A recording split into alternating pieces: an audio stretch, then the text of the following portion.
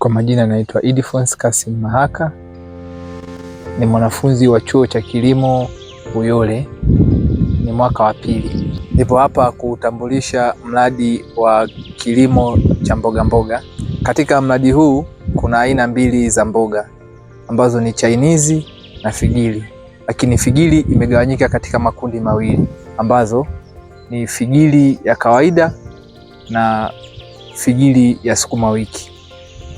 Mfumo tuliotumia kupandia mboga zetu ni mfumo wa kutengeneza matuta. Hii inasaidia mmea kujitafutia chakula chake kwa urahisi na mizizi kutafuta chakula chake kwa urahisi. Katika aina hizi za mboga zetu zipo namna mbili za upandaji: upandaji wa moja kwa moja na upandaji wa kuatika kitalo. Kwa maana unaweka kitalo, unapanda mbegu, alafu unauhamisha mche kupeleka shambani.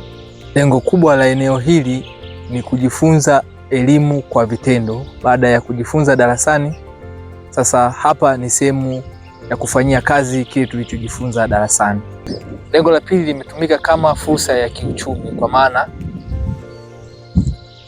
ikitokea mwanafunzi amefanya hivi, basi anaweza akawa amepata fursa ya kiuchumi kama kufanya biashara na kujipatia fedha ambayo itakumsaidia katika mambo mbalimbali.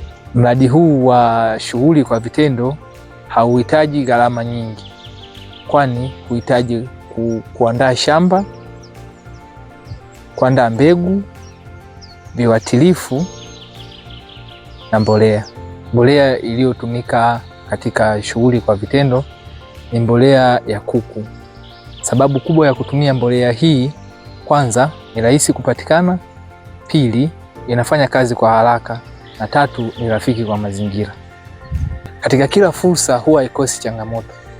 Changamoto tunayokumbana nayo hapa ni hali ya mvua nyingi. Hali ya mvua nyingi husababisha mabaka kwenye majani ambayo husababishwa na ukungu. Kutokana na changamoto hiyo, hutulazimu kutumia dawa ya ukungu ili kuidhibiti changamoto hiyo. Ni wadudu. Wadudu hushambulia majani kwa kuyakunja na wengine hutoboa. Suluhisho katika changamoto ya wadudu ni kupiga dawa ya wadudu kwa wakati sahihi. Shukrani za dhati ziende kwa mkuu wa chuo cha kilimo Uyole, Dr. Sebastian Mosha, na idara nzima ya kilimo Uyole. Kusema hivyo, shukrani za dhati ziende kwao kwa kusema asante sana.